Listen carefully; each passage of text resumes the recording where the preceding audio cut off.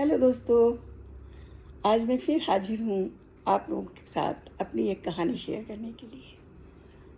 और अपने अनुभव के पिटारे से आज जो मैं कहानी आपके साथ शेयर करूँगी उसका नाम है आस पास के लोग। जैसा कि आप जानते हैं कि साहित्य समाज का दर्पण है और समाज वो भूमि जहाँ साहित्य के बीज बोए जाते हैं। और ये बीज बनते हैं उन लोगों से जो हमारी ज़िंदगी में कभी कभी इस तरह आ जाते हैं कि हम भूल जाते हैं स्वयं को और उनको अपना आदर्श मान लेते हैं। कभी कुछ लोग हमारे जीवन में इस तरह घर करते हैं कि हमारी दुनिया ही उजड़ जाती है और हम अवाक से रह जाते हैं, सब कुछ ख़त्म हो जाता है। और कभी कभी कुछ लोग हमारे पीछे रहकर हमारी प्रेरणा का स्रोत बनते हैं। तो ऐसे ही लोगों के साथ ये दुनिया बनती है और यही लोग हैं जो हमारी समाज की साहित्य में योगदान देते हैं। और आजकल की युवा पीढ़ी खास तौर से जिनके लिए उनकी भावनाएं, उनकी महत्वाकांक्षाएं सोशल मीडिया रोज़ एक नई कहानी घड़ते हैं और ऐसी कहानियाँ रोज़ एक हिस्सा बन जाती हैं इस साहित्य का। तो आज की जो कहानी है वो भी एक ऐसे ही युवा प्रेमी की कहानी है। कहानी के नाम है आसपास के लोग। रंजना और प्रकाश, इन दोनों की अभी अभी शादी हुई थी। शादी के बाद कुछ महीनों तक दोनों बहुत खुश थे। धीरे धीरे दिनचर्या उनकी नियमित रूप से चलने लगी और प्रकाश ने ऑफिस जाना शुरू कर दिया और रंजना क्योंकि किसी कोई काम नहीं करती थी, वो एक हाउसवाइफ थी, वो घर पर ही रहती थी। घर पर अपने खाली समय में उसके जीवन में जो कुछ भी घटता वो अपनी माँ के साथ शेयर किया करती थी। हर निजी बात, आपस की बातें, यहाँ तक कि अपने घर की हर छोटी से छोटी बात वो अपनी माँ के साथ शेयर करती थी और उसकी माँ उसको हर बात पर एक सलाह परोसती थी। धीरे धीरे वो सलाह का जहर कुछ इस तरह बढ़ गया कि दोनों की जिंदगी अदालत तक पहुंच गई और आज दोनों अदालत के बाहर अपने तलाक के फैसले का इंतज़ार कर रहे थे। दोनों बहुत चुप थे। अचानक कोर्ट रूम में जज साहब आए। जज साहब ने जैसे ही हथौड़ा बजाते हुए दोनों से अपने अपने तर्क प्रस्तुत करने के लिए कहा, रंजना का वकील अचानक बोल उठा और उसने प्रकाश के ऊपर अनेकों आरोप लगाए। कभी दहेज का, कभी घर देर से आने का, कभी मारपीट का, कभी गाली गलौज करने का, इस तरह के अनेकों आरोप। और प्रकाश ये सब कुछ सिर झुकाकर सुन रहा था। अंत में रंजना के वकील ने अपनी कुछ मांगे रखी जिसमें प्रकाश से रंजना के काम न करने के कारण उसकी कमाई का आधा हिस्सा, उसके जेवरात और प्रॉपर्टी में आधे हिस्से की मांग रखी। तभी जज साहब ने प्रकाश की ओर देखते हुए कहा, तुम अपनी तरफ से कुछ इसके बारे में कहना चाहते हो? तुम अपनी सफाई में कुछ दलीलें देना चाहते हो? प्रकाश ने ना में सिर हिला दिया और प्रकाश ने कहा, मेरी ओर से कोई वकील नहीं है। जो भी शर्तें रंजना के वकील के द्वारा रखी गई हैं वो सभी मुझे मंजूर हैं। जज साहब उसकी ओर देख रहे थे, परंतु कोर्ट के नियमानुसार जब लड़के वर्ग की तरफ से कोई भी वकील नहीं था, उन्होंने लड़की के पक्ष में फैसला दे दिया और दोनों के तलाक के पेपर पर हस्ताक्षर कर दिए। तलाक पर मोहर लगते ही दोनों कोर्ट रूम से बाहर आ गए। दोनों की आंखों में आंसू थे। दोनों बहुत धीरे धीरे चल रहे थे। अचानक प्रकाश अपनी कार तक पहुंचा। तभी रंजना दौड़कर प्रकाश के पास आई और बोली, प्रकाश, क्या तुम मेरी एक बात सुनोगे? प्रकाश ने कहा, हाँ बोलो। प्रकाश ने रंजना बोली, क्या तुम मुझे आज आखिरी बार अपने घर ले जा सकते हो? प्रकाश उसकी ओर हैरानी से देख रहा था। उसने कहा, अब उस घर में ऐसा क्या है जो तुम चाहती हो? रंजना ने बड़ी ही रिक्वेस्टिंग वे में कहा, प्रकाश प्लीज़ आखिरी बार मेरी एक बात मान लो। प्रकाश उसकी बात मानने के लिए तैयार हो गया और दोनों गाड़ी में बैठ गए।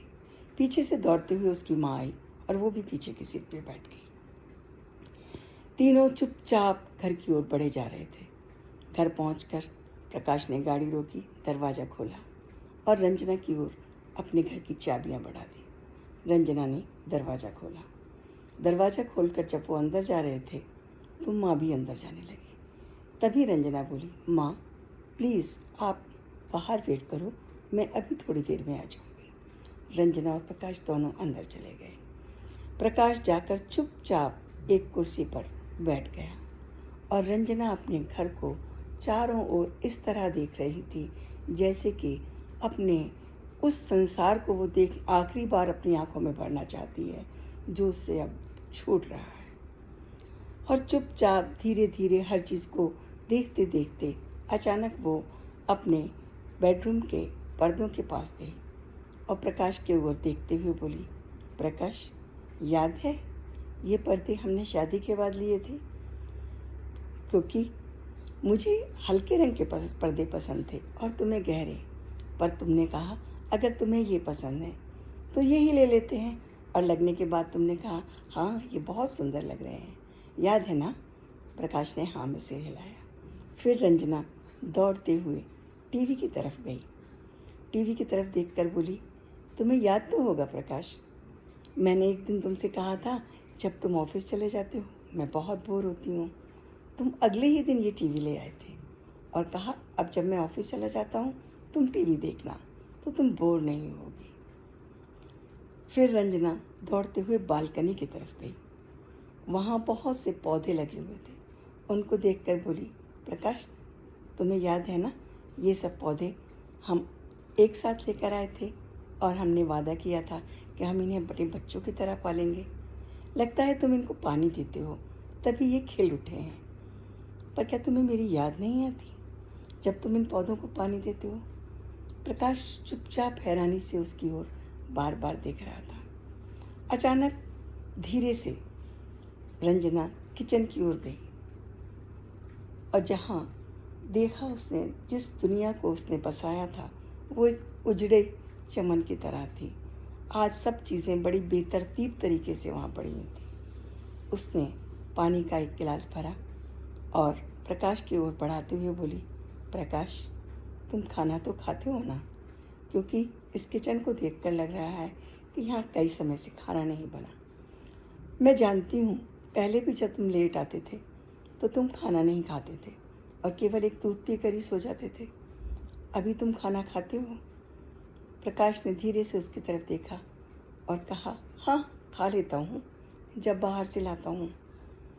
और साथ ही कहा, सुनो रंजना, अगर तुम्हें जो भी चीज़ यहाँ पसंद है वो तुम ले जा सकती हो, क्योंकि जब तुम ही नहीं हो ये सब चीज़ें मैंने तुम्हारे ही लिए ली थी। अगर तुम्हें पसंद है तुम अपने साथ ले जा सकती हो।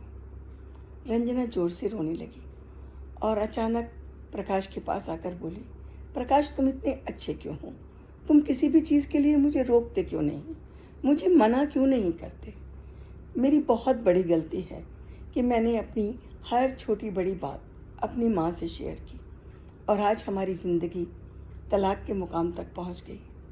तुम जानते हो प्रकाश, आज भी मैं कोर्ट रूम में ये इंतज़ार कर रही थी कि तुम जज साहब से कहोगे हमें तलाक नहीं चाहिए, हम दोनों घर जाना चाहते हैं, पर तुमने एक बार भी नहीं कहा। प्रकाश उसकी तरफ हैरानी से देख रहा था। प्रकाश ने कहा, अगर ऐसा था तो तुम पहले क्यों नहीं लौटी? रंजना रोने लगी और कहने लगी, कभी कभी हम अपने ही जाल में इस कदर कैद हो जाते हैं कि जहाँ से हमें निकलना मुश्किल हो जाता है, जहाँ कुछ रिश्तों की मजबूरियाँ हमें इस तरह बांध देती हैं कि हम अपनी बात उन तक नहीं कह सकते हैं। काश प्रकाश तुम आज मुझे ये क्यों नहीं कहते कि रंजना रुक जाओ, मैं यहाँ से जाना नहीं चाहती। प्रकाश का आंखों में आंसू इस कदर बह रहे थे कि उसके पास कहने को शब्द नहीं थे। अचानक वो अपनी कुर्सी से उठा और उसने रंजना को गले लगा लिया और दोनों फूट फूट कर रोने लगे। तभी बाहर से उसकी माँ के चिल्लाने की आवाज़ आई, रंजना बाहर आओ, कोर्ट का फैसला हो गया है, इन सब के पीछे के कारण यही तो है, अब तुम अपना सामान उठाओ और मेरे साथ वापस चलो। रंजना धीरे से दरवाजे के बाहर आई। उसने दरवाज़ा खोला और अपनी माँ से कहा, माँ प्लीज़ आप वापस चली जाओ। मैं आज अपने घर में अपने प्यार के साथ सबसे सुरक्षित हाथों में हूँ। अब आप मेरी ज़िंदगी में कृपया कोई हस्तक्षेप ना करें। और उसने दरवाजे को बंद कर दिया। उसकी माँ बड़बड़ाते हुए जा रही थी और वो दोनों अंदर आकर गले लगकर फूट फूट कर इस तरह से रो रहे थे जैसे कि बरसों के बिछड़े जो कई वर्षों से तड़प रहे थे इस मिलन के लिए, आज उन्हें अपनी दुनिया वापस मिली थी। अदालत का फैसला जो भी था, परंतु आज दो टूटे हुए दिल, दो टूटे हुए घर आपस में जुड़ रहे थे और दोनों एक दूसरे से पहल करने के लिए एक दूसरे को आरोप लगा रहे थे।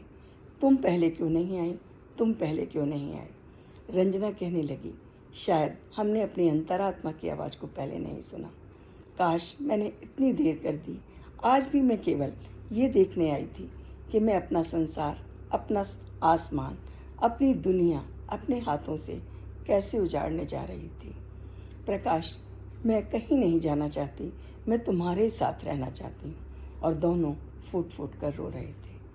तो आप जानते हो दोस्तों, इस कहानी का अंत बहुत अच्छा हुआ क्योंकि दो टूटे हुए दिल फिर से मिल गए थे। पर हमेशा ऐसा नहीं होता।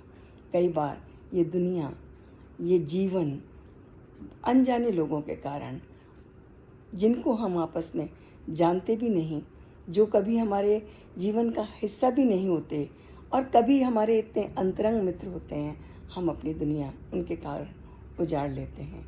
तो जैसा कि आप सभी जानते भी हैं, हमारे मन में एक ईश्वर का निवास होता है और हमारी आत्मा हमें हमेशा सही मार्ग दिखाती है।